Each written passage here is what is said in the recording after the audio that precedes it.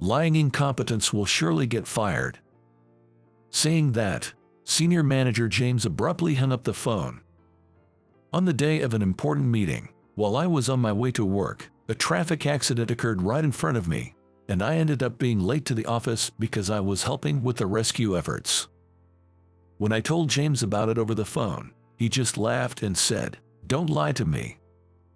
No matter how many times I insisted it was the truth, James refused to believe me and told me I was fired. After hanging up, I couldn't help but mutter to myself, "Lying incompetence get fired." Who's getting fired? At that moment, a group of men appeared. This was the beginning of my journey, overcoming numerous challenges and meeting heroes along the way. My name is Michael. I'm a young office worker in my third year at the company, having joined right after graduating from college. By the third year, you start to get assigned more significant tasks, and I was beginning to find real satisfaction in my work. Recently, I managed to buy my own car, and commuting in it has become a source of pride. Every time I look at my car, I can't help but grin, thinking about how my diligent savings paid off. Now, shopping trips and drives are my weekend highlights. I've been getting along well with my colleagues, and overall, I feel fulfilled. However, there's one problem in my otherwise content life. Every day, I endure harassment from James. From petty harassment like not giving me the documents distributed to everyone in the department or excluding me from the gifts James brings back from business trips, to more serious issues like him answering calls meant for me and saying, "Unfortunately, Michael isn't here right now." He tends to slack off a lot, right in front of me. Such actions have been seriously hindering my work, and I'm honestly fed up with it. Incidentally, this harassment from James isn't just within our department. It's targeted specifically at me across the entire company, and no other employee faces anything like this. Why me? I vented to my peer, Daniel. He reassured me, saying, "It's because you're excellent at what you do. Don't let it get to you." But honestly, the constant harassment was wearing me down.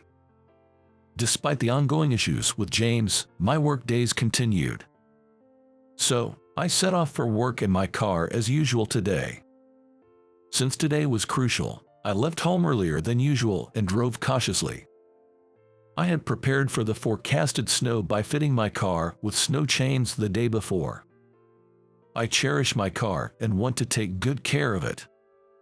As I was driving smoothly, I noticed a car ahead of me. It was what you'd call a luxury foreign-made vehicle. I thought to myself, "Nice, I'd love to get a car like that next time. It looks comfortable to ride in and fun to drive." Just as I was daydreaming, the luxury car suddenly skidded. "What?" I exclaimed, and almost simultaneously, the car crashed into a lamppost with a loud bang. I quickly pulled over to the side of the road, jumped out of my car, and rushed towards the damaged vehicle. When I ran over to the car, I saw a man in the driver's seat. The airbag seemed to have deployed properly. I managed to open the driver's side door and asked the man, "Are you okay?" Then, I heard a faint, from him. It seemed like he might have hit his head. He appeared to be injured.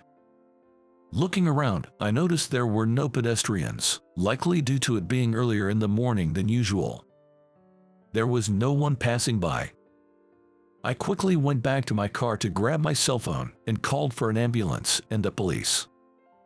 After explaining the situation and urging them to hurry, I decided to administer first aid to the driver. I have some basic knowledge of first aid from regularly attending courses in my neighborhood. That said, I'm just an amateur, so I can only do basic things. But it's better to do something than nothing at all. Can you hear me? I've called for an ambulance. I shouted while tapping the driver's shoulder, and he let out a wee caw. Just to be safe, I checked his pulse at the carotid artery and was relieved to find a steady beat. He seemed to be conscious. Moving him carelessly might not be wise, especially since he appears to have injured his head. Laying him down on the snow-covered road wasn't an option either, and it would be difficult to move him by myself. Thinking he should at least stay warm, I went back to my car to grab a blanket I had and covered the man in the driver's seat with it.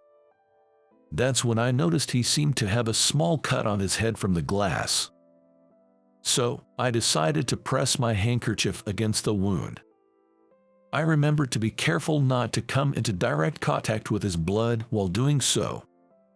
Soon after, I heard the sound of sirens in the distance, and shortly thereafter, an ambulance and a police car arrived. The man was safely transferred from his car to the ambulance.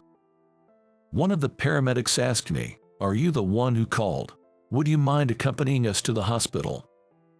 Concerned about the driver's condition, I readily agreed with it, of course, and boarded the ambulance. Upon arrival at the hospital, the driver was immediately treated. Though he had sustained serious injuries, I was relieved to hear his life was not in danger. My relief was short-lived. Soon after, a person in a police uniform approached me, saying, "You're the one who called, right? Can you explain what happened?" Leading to a questioning session. By the time everything was concluded, it was almost noon, with the sun fully risen. I had left home early for today, and then I realized I hadn't contacted my office at all. Oh no, today of all days, I need to call them, my phone. I searched my pockets only to find my phone was missing. Why, I definitely had it this morning when I made the emergency call. I racked my brain and remembered leaving it in my car when I went to get the blanket. And my car was still parked on the side at the accident site. The hospital wasn't too far from the accident scene. I decided to hurry back to the site. Actually, there was a reason I left home earlier than usual today. It was the day of an important meeting at the company. A new project had started a few weeks ago, and I was one of its members. Incidentally, James was also a part of the team.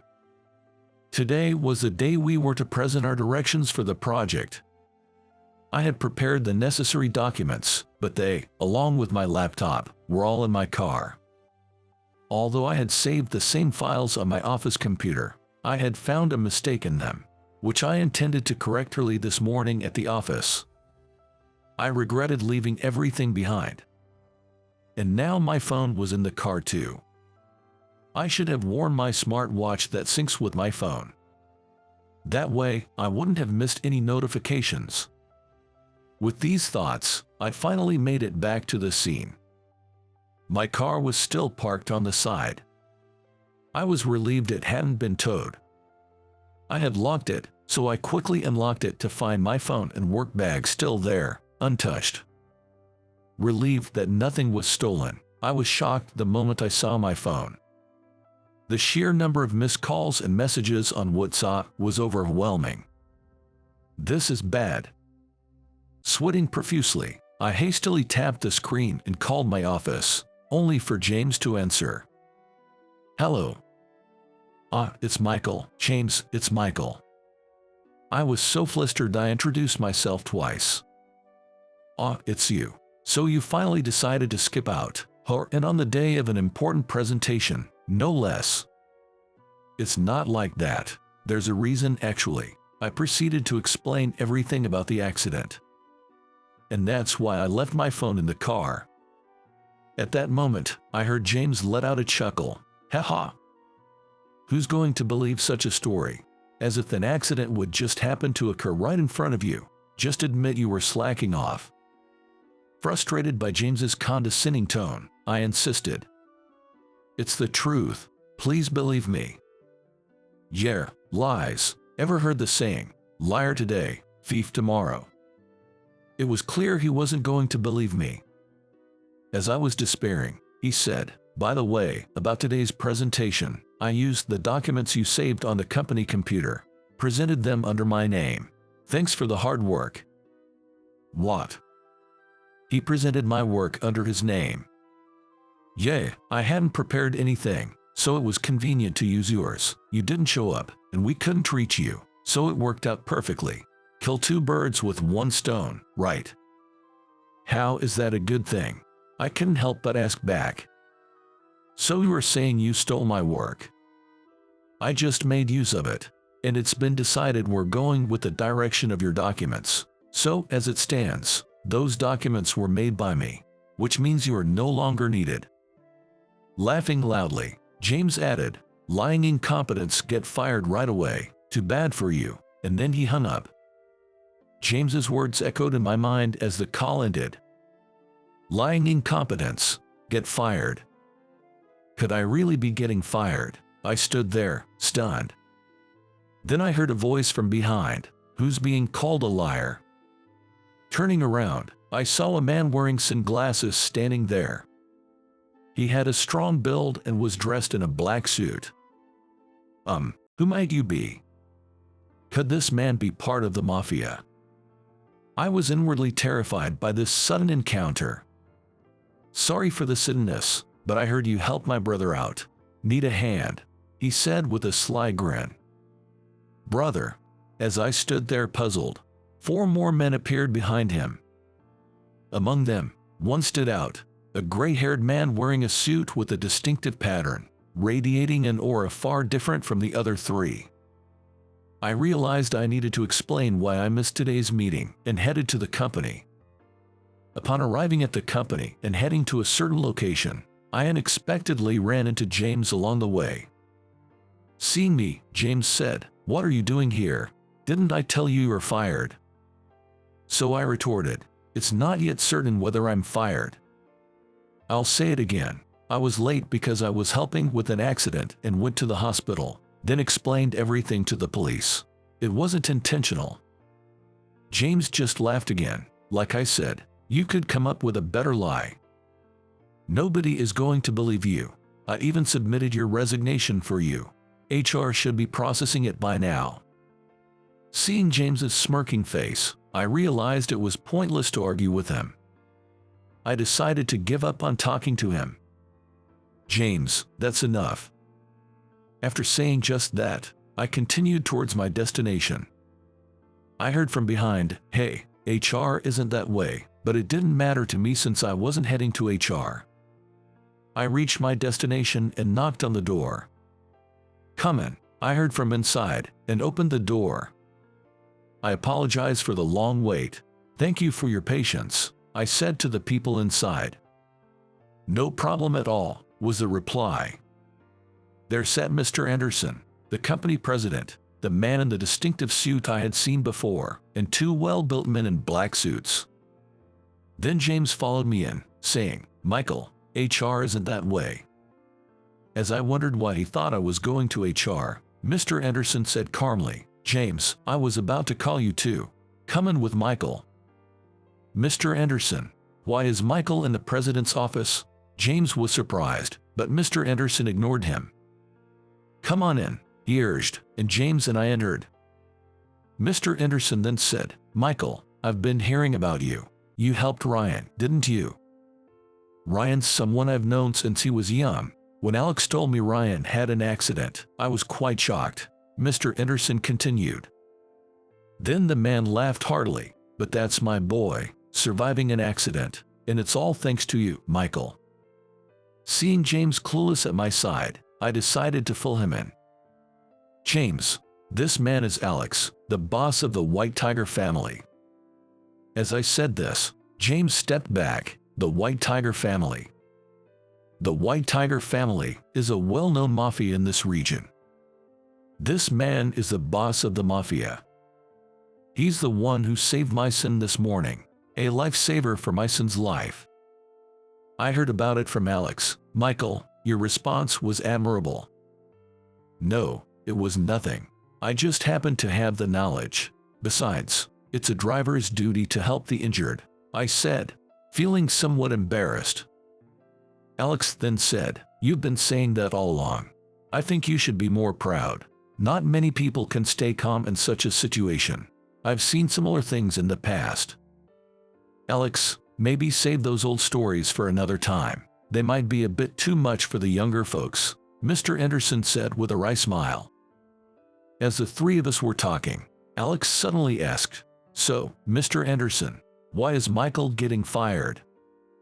James, who had been quiet until then, stepped forward as if this was his moment. "Allow me to explain. This Michael, he not only missed an important meeting today but also didn't prepare the presentation materials. It's only natural for someone like that to be fired, don't you think?" he started. "Moreover, he's always disrespectful to his bosses and acts arrogantly just because he can do a little work. Mr. Anderson might not know much about Michael, but he's the reason for the poor relationships at work."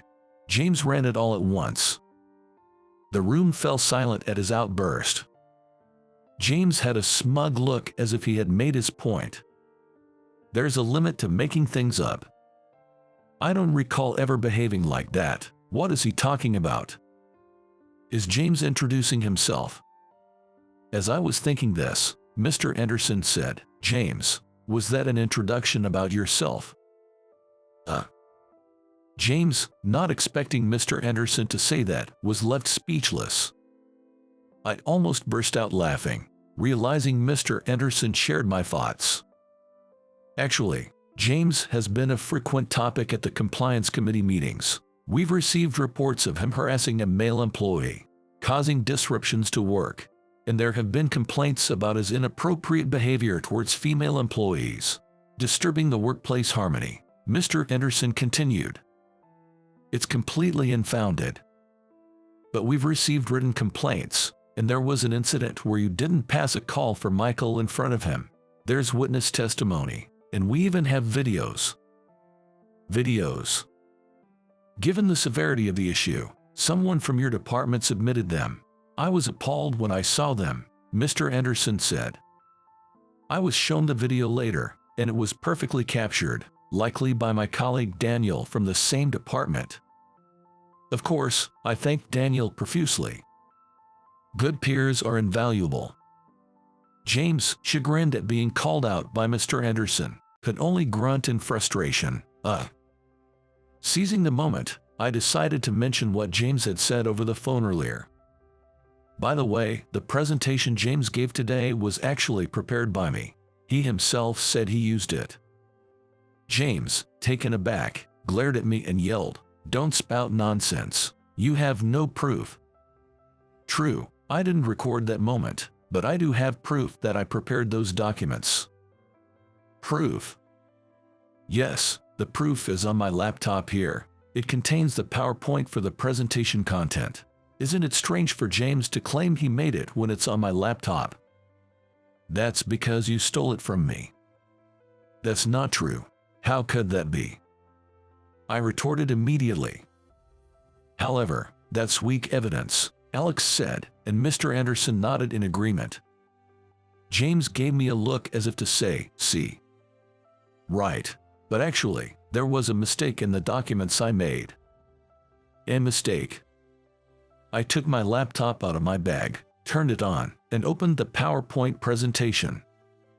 Then, I showed the part where the mistake was made. I accidentally wrote James's position incorrectly on slide 17.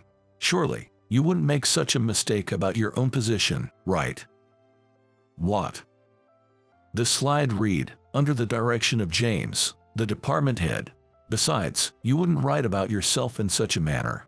I did it because it was for an internal presentation. Haha, imagine writing that about yourself. Alex laughed, and James's face turned beet red. I noticed the mistake yesterday and was planning to correct it. Surely, James didn't present it with that mistake. No, I did present it. It was Mr. Anderson who spoke. I was at that meeting today, and in the middle of James's presentation, he referred to himself as department head. He laughed it off as a minor mistake, and everyone laughed along. I see. That was something Michael had created. That makes sense.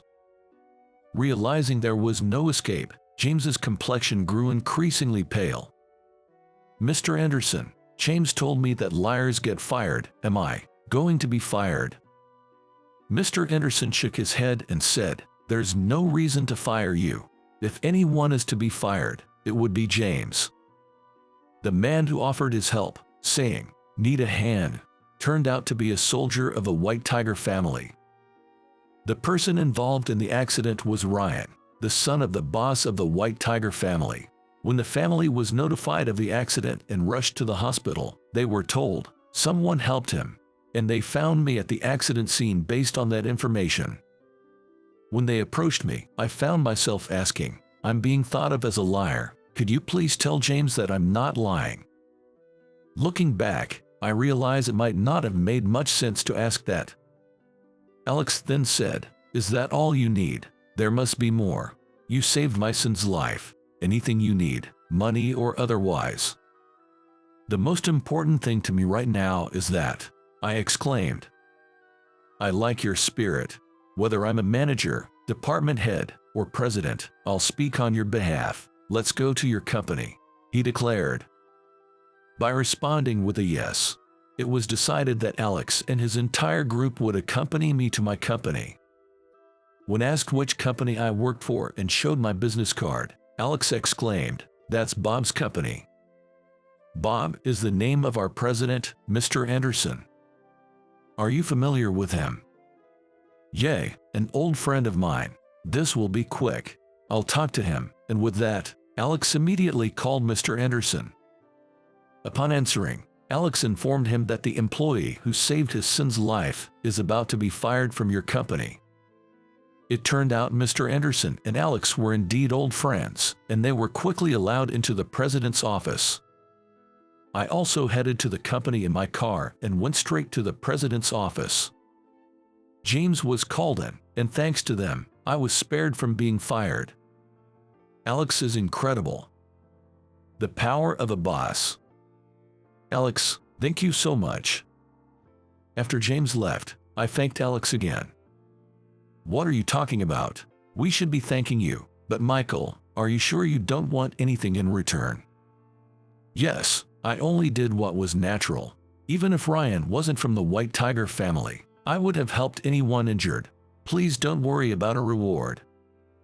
But actually, I was once saved by a lifeguard when I almost drowned at sea. He told me, "If you ever see someone in trouble due to an accident or disaster, help them. That's how you can repay me." That's become my motto, and what I did was in line with that belief.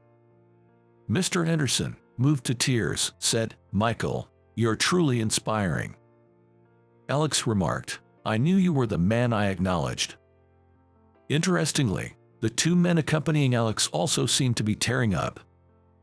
"You're too pure-hearted," they said, "but I don't think I'm that special. I'm content just living by my principles, so I don't need a reward." However, Alex still seemed hesitant.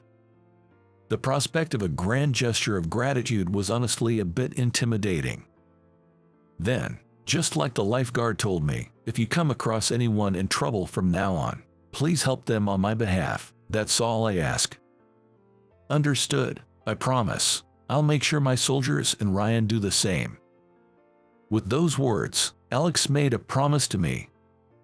"James was jealous because you're competent and well-liked." Daniel from HR informed me. James had inexplicably submitted my resignation, leaving everyone puzzled.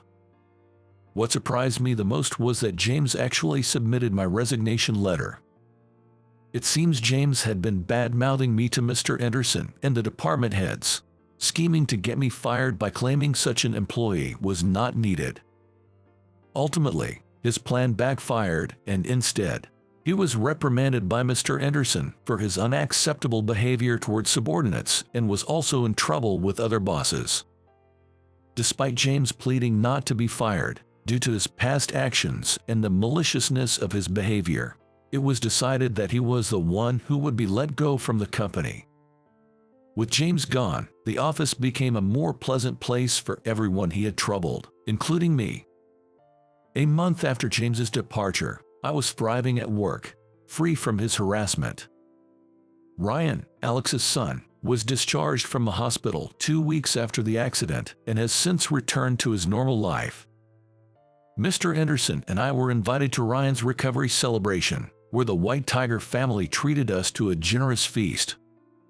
Since then, I started meeting regularly with Alex and his crew, feeling like I had made friends who were older than me. I even began going out for drinks occasionally with Mr. Anderson. One day, our area experienced continuous snowfall, leading to a significant accumulation.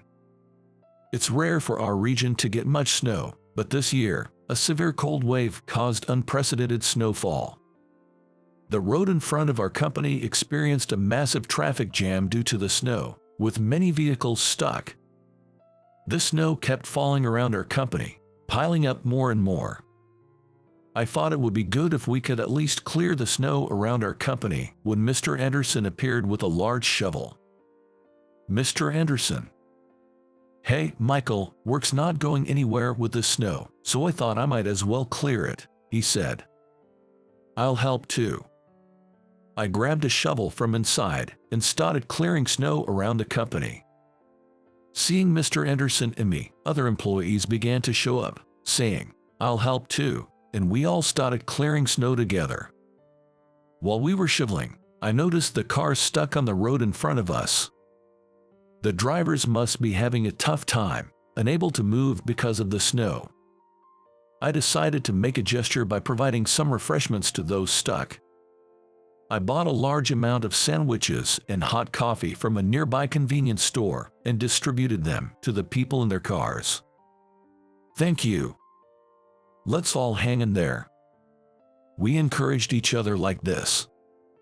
Although this was all I could do, I hoped it helped, even if just a little.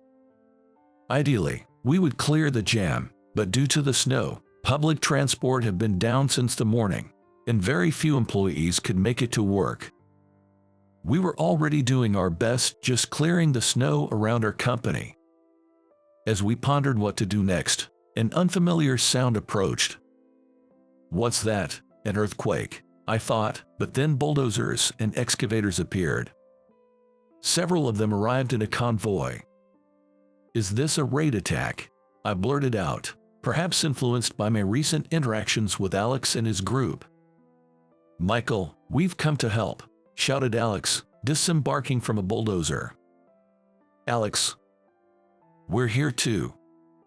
Peeking out from other bulldozers and excavators were Ryan and the soldiers of the White Tiger family.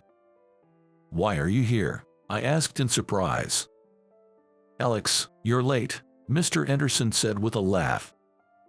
Sorry, it's been a while since I've driven one, so I'm a bit rusty." Alex laughed heartily. "Bob contacted me, and we thought we'd come to help with the snow removal, brought whatever vehicles we thought might be useful for the job." Excavators and bulldozers, really?